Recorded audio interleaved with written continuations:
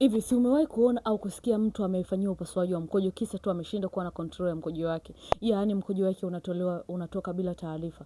Yaani wenyewe tu akikaa mkojo unatoka. Umewahi kusikia au umeshawahi kuona? Hii unajua inasababishwa na nini? Mara nyingi tezi dume linapovimba huwa inapelekea ile sphincter ya kubana mirija ya mkojo inakuwa paralyze, inakufa nguvu. Maana yake mkojo utatoka bila taarifa. So, achana na yule mtu ambaye hakojoi au anatoka mkojo na maumivu, anaweza akaongezewa njia.